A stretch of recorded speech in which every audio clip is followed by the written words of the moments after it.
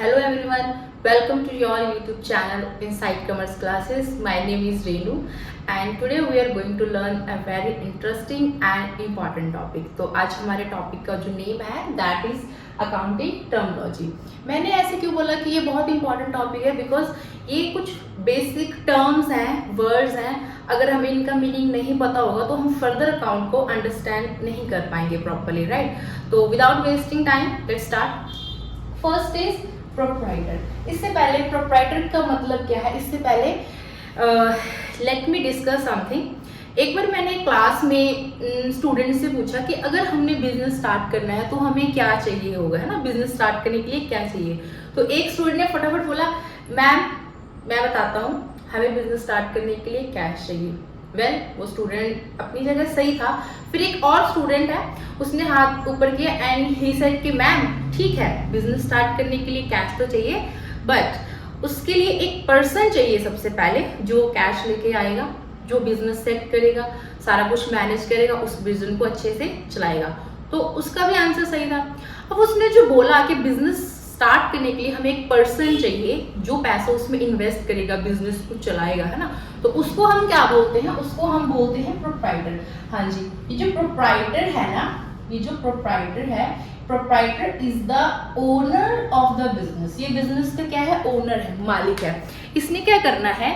इसने बिजनेस में पैसा इन्वेस्ट करना है, बिजनेस को चलाना है. जो भी उसको प्रॉफिट्स होंगे, लॉसेस होंगे, वो सारे किसके होंगे? प्रोप्राइटर के होंगे, ओनर के होंगे. तो अगर हम इसको दोबारा से रिपीट करें तो ओनर या प्रोप्राइटर क्या है? बिजनेस का मालिक है जिसने कि बिजनेस को स्टार्ट किया है, पैसा लगाया है और उसको वो मैनेज भी कर रहा है. ओके. अब जो एक और स्टूडेंट था उसने बोला था कि मैम बिजनेस स्टार्ट करने के लिए हमें कैश चाहिए होगा, है ना? तो ठीक है. अब ये जो ओनर है, ये जो ओनर है ये कैश लेके आ रहा है ना? अब कैश लेके आ रहा है, ये इन्वेस्ट करेगा ये कैश को, है ना? और सिर्फ कैश ही इन्वेस्ट करेगा नहीं, है ना? अगर उसके पास कैश के अलावा कुछ और रिसोर्सेज है, फॉर एग्जांपल अगर उसके पास कोई बिल्डिंग है एक्स्ट्रा, है ना, जिसको बिजनेस में यूज कर सकता है. फॉर एग्जांपल उसके पास एक जगह खाली पड़ी थी, वहां पे उसने एक शॉप बना ली, या फिर बहुत बड़ी जगह थी, वहां पे उसने एक फैक्ट्री लगा ली है ना? तो वो बिल्डिंग उसके काम आ गई, बिजनेस में उसने यूज कर ली. या फिर हो सकता है उसके पास कोई फर्नीचर रखा हुआ था, उसने वो फर्नीचर यूज कर लिया बिजनेस में. कोई मशीनरी भी हो सकती है. तो ये जो फर्नीचर है, कैश है, बिल्डिंग है, मशीनरी है, ये सारा कुछ जो वो इनिशियली लेके आ रहा है, इन्वेस्ट कर रहा है बिजनेस में, that is known as capital. तो यहाँ से हमें पता चलता है कि जो कैपिटल है ये सिर्फ कैश इन्वेस्टमेंट नहीं होती, ये cash and kind two form में होती है. कैश को आप समझ गए, काइंड मींस यहाँ पे क्या है? काइंड मींस वो अगर बिल्डिंग या अदर रिसोर्सेज लेके आ रहा है. Okay. Next, now the third term is entity. Entity क्या है? Entity is organisation. एंटिटी क्या है? ऑर्गेनाइजेशन है जिसको सेटअप किया गया है, ठीक है, जिसकी एक अलग से पहचान है, जिसकी एक अलग से एक उसको उसके अलग से नेम से जाना जाता है. ठीक है, इसको थोड़ा और इलैबोरेट करते हैं. ठीक है, जैसे कि अगर आपने बिजनेस स्टार्ट किया, ठीक है, तो आप एक शॉप या फैक्ट्री जो भी आप खोल रहे हो उसका कुछ नाम तो रखोगे. आपने देखा भी होगा कई बार किसी शॉप के ऊपर लिखा होता है ना, जैसे सिंह हैंडलूम, है ना, मित्तल एंड सन्स, या फिर मैं एक और पॉपुलर एग्जाम्पल जैसे महिंद्रा मोटर्स. तो ये क्या है? ये एंटिटी है. और एंटिटी में ये क्या है? एंटिटी में बिजनेस एंटिटी है. ठीक है, एंटिटी की अगर मैं बात करूँ ये टू टाइप्स की होती हैं. एक होती है बिजनेस एंटिटी, बिजनेस एंटिटी, और एक होती है नॉन बिजनेस एंटिटी. अब इन दोनों में डिफरेंस क्या है? जो बिजनेस एंटिटी है ना, इसको हम सेट करते हैं प्रॉफिट अर्न करने के लिए. क्या अर्न करने के लिए? प्रॉफिट. मतलब कि जो बिजनेस एंटिटी है इसको हम क्यों सेटअप करते हैं? प्रॉफिट अर्न करने. हमने इसमें से क्या है? पैसा कमाना है. ठीक है, जैसे कि मैंने आपको एग्जांपल दी, आप एक शॉप खोल रहे हो या आप एक फैक्ट्री लगा रहे हो तो उसका नाम आप कुछ रख रहे हो, उसको हम एंटिटी बोलेंगे. अब इसकी जो इसके ओनर से पहचान है अलग होती है. ठीक है, इसके ऑनर से पहचान है जो अलग होती है. हम इस एंटिटी को बिजनेसमैन के नाम से नहीं जानते, इसके खुद के नाम से जानते. Okay. And the next is non business entity. ये जो नॉन बिजनेस एंटिटी है, this is not for profit.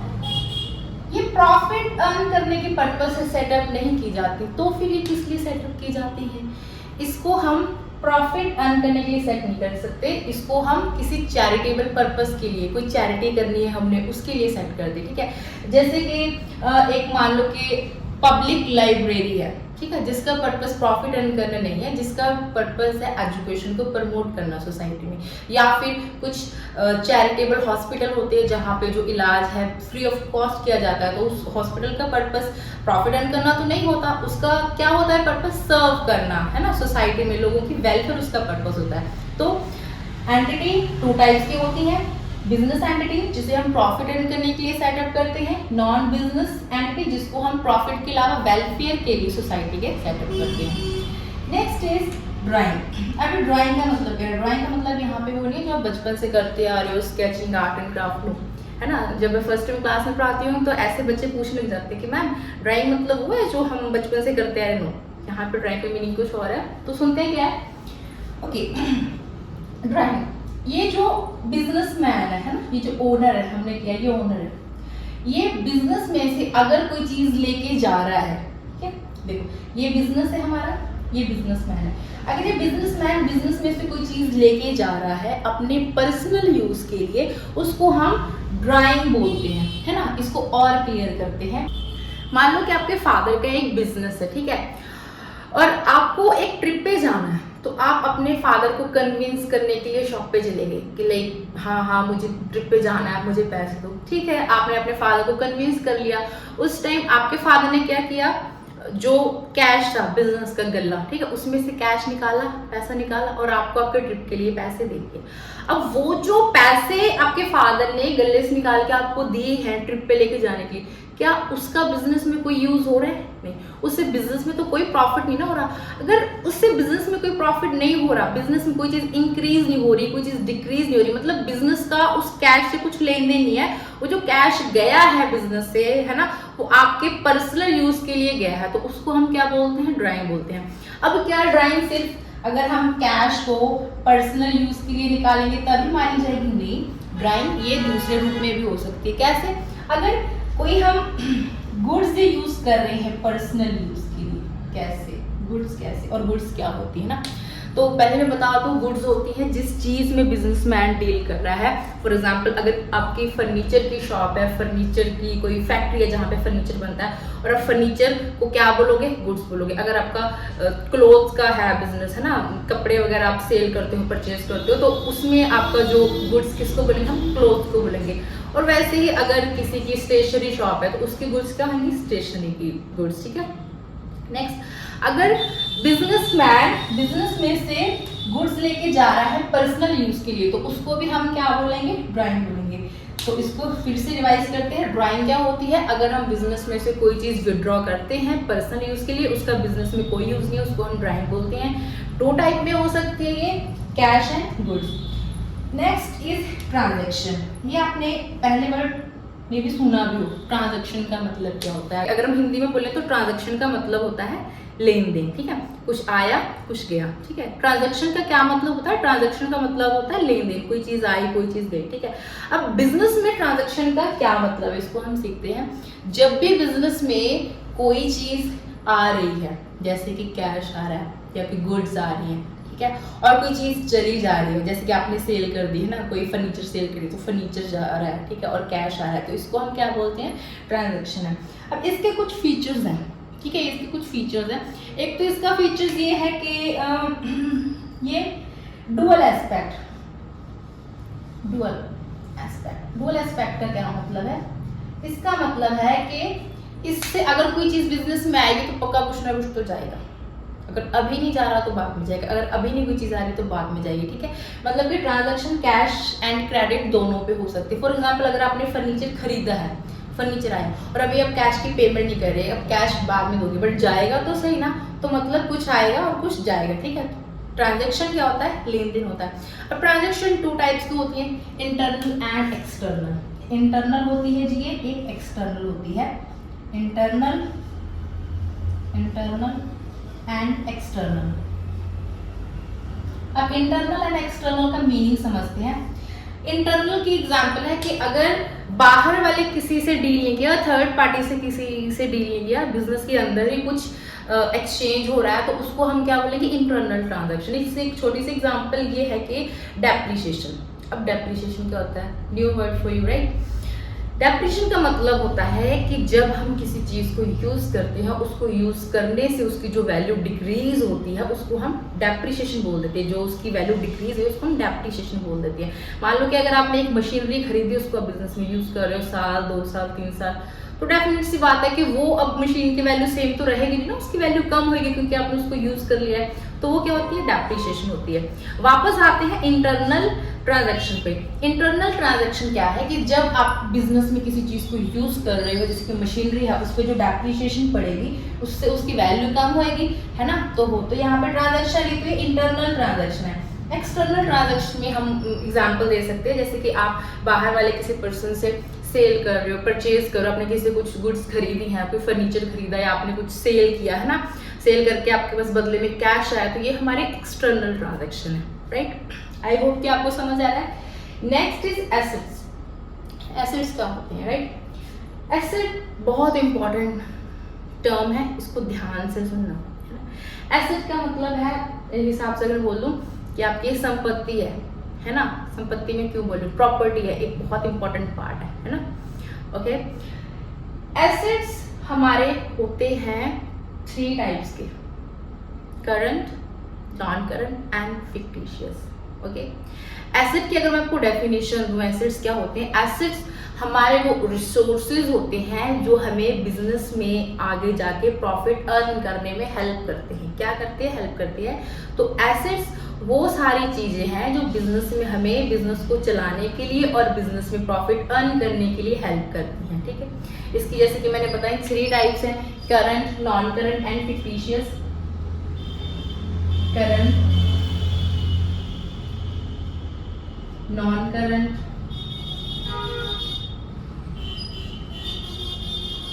And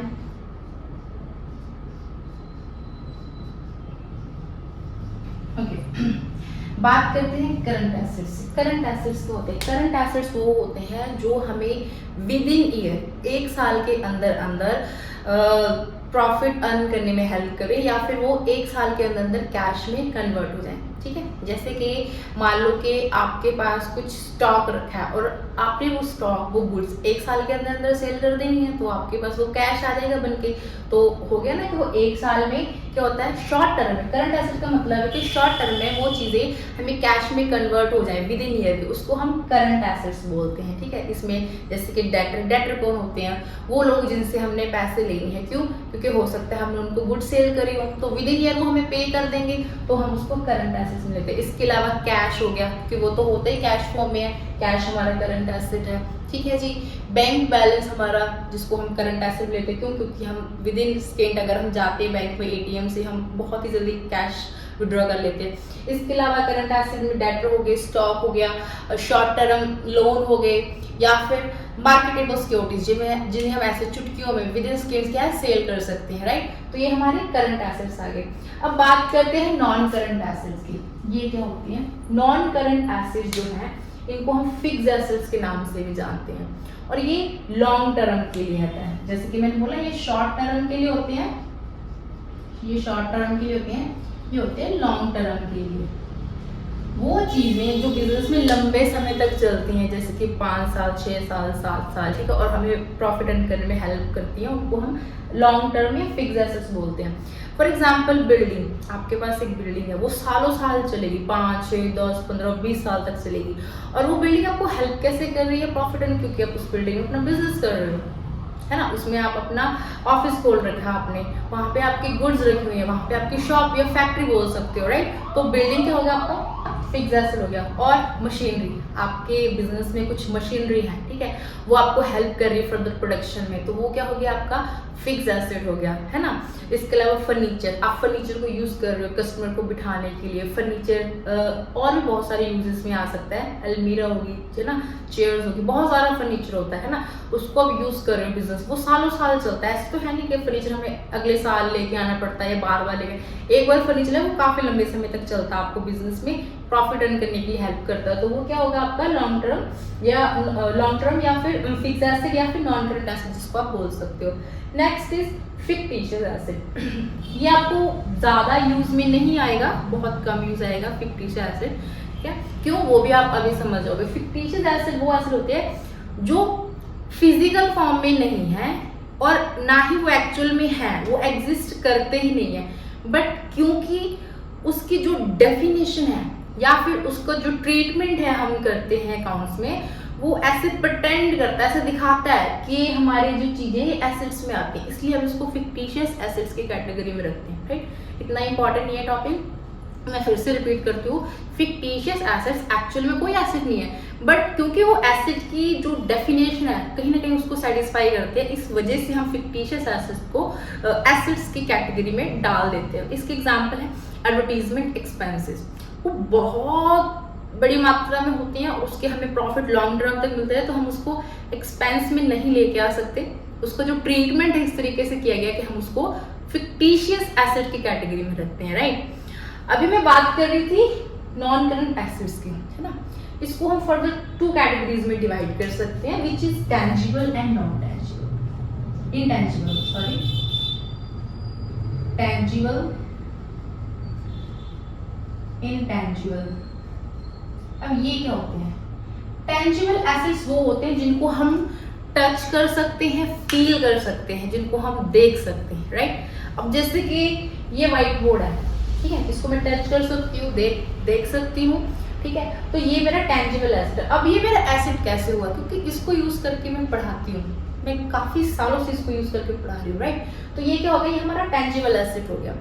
intangible assets, okay, tangible के एक एग्जांपल और ले लेते हैं, जैसे कि बिल्डिंग होगी, फर्नीचर हो गया, मशीनरी होगी, ये हमारे कौन से एसेट्स हैं? टेंजिबल एसेट्स हैं। नाउ इनटेंजिबल एसेट्स कौन होते हैं? ये वो एसेट्स होते हैं जिनको हम टच नहीं कर सकते, देख नहीं सकते, बट ये एग्जिस्ट करते हैं क्योंकि हम इनकी मदद से प्रॉफिट कमा रहे हैं, ठीक है। इनटेंजिबल एसेट्स की एग्जांपल जैसे कि आपके कॉपीराइट आ गया, पेटेंट राइट आ गया, या फिर आपकी गुडविल। गुडविल का क्या मतलब है ना? गुडविल का मतलब है रेपुटेशन। आपने अपने एरिया में, अपने आसपास इतनी रेपुटेशन बना रखी है, आप जाने जाते हो अपने अच्छे बिजनेस के लिए, अपनी अच्छी सर्विस के लिए, तो लोग आपके पास आते हैं बिजनेस में सर्विस लेने के लिए, है ना। तो वो आपकी जो गुडविल है आपका इंटेंजिबल एसेट, क्योंकि ऑब्वियस सी बात है ना, जो आपकी रेपुटेशन आपने बना रखी है वो आपको हेल्प करती है न्यू कस्टमर लेके आने में, जो पुराने कस्टमर्स हैं आपके साथ जोड़ के रखने में। तो हमारी जो गुडविल है, कॉपीराइट, पेटेंट, ये सारे हमारे इंटेंजिबल एसेट, जिनको हम टच नहीं कर सकते, बट डेफिनेटली वो हमें हेल्प करते हैं प्रॉफिट अर्न करने के लिए फ्यूचर में। Next is liability. अब लायबिलिटी क्या होती है? लायबिलिटी का मतलब है अगर आपने किसी को कुछ देना है, देना मतलब क्या, या तो आपने किसी से कुछ पैसे ले रखे हैं, वो आपने उसको देनी है, जैसे कि लोन वगैरह हो गया, या फिर आपने किसी से कुछ खरीदा था, उसके पैसे देने हैं, है ना। तो लायबिलिटी का मतलब होता है देनदारी। अगर आपने किसी को कुछ भी देना है, वो आपकी लायबिलिटी में काउंट होता है, ठीक है। अब लायबिलिटी फिर से 3 टाइप्स की होती है: current liability, non current liability and contingent liability, है ना। Current liability, non current liability, एक कॉन्टीजेंट लायबिलिटी। अब करंट लायबिलिटी अगेन ये क्या होती है? ये शॉर्ट टर्म होती है। ये क्या होती है? शॉर्ट टर्म होती है। शॉर्ट टर्म मतलब कि 1 ईयर, विद इन 1 ईयर अगर आपने किसी को पैसे पे करने हैं तो आपके वो करंट लायबिलिटी में आता है। फॉर एग्जाम्पल आपने कोई बिल पे करना है, बिल पेबल आपके क्या है? करंट लायबिलिटी में आता है, क्योंकि आपने 1 साल के अंदर कोई बिल वगैरह पे करनी है। चलो इसकी एक और एग्जांपल लेते हैं, जैसे कि आउटस्टैंडिंग एक्सपेंसेस, है ना। आउटस्टैंडिंग एक्सपेंसेस क्या होते हैं? फॉर एग्जांपल आप बिजनेस कर रहे हो और बिजनेस में आपके पास खुद की बिल्डिंग नहीं है, आपने एक बिल्डिंग ले रखी है रेंट पे, आप एक रेंटेड बिल्डिंग में बिजनेस कर रहे हो, तो वो जो बिल्डिंग है आपको उसका रेंट पे करते हो मंथली, है ना। अब 1 मंथ हो गया, आप वहां पे अपना बिजनेस कर रहे हो, रेंट आपने पे नहीं किया, XYZ कोई भी उसका रीजन हो सकता है, आपने रेंट पे नहीं किया, ठीक है। तो वो जो रेंट आपने पे नहीं किया उसको हम क्या बोलेंगे? आउटस्टैंडिंग रेंट बोलेंगे, है ना। ऐसे ही अगर आपके बिजनेस में आपने कुछ लोग रख रखे हैं आपको हेल्प करने के लिए, हेल्पर, आप उनको सैलरी देते हो, बट एक मंथ आपने उनको सैलरी नहीं दी, या हो सकता है 2 मंथ आपने उनको सैलरी नहीं दी बिकॉज ऑफ एनी प्रॉब्लम, ठीक है। अब जो आप उनको सैलरी नहीं दे रहे हो ना, वो आपकी आउटस्टैंडिंग सैलरी है।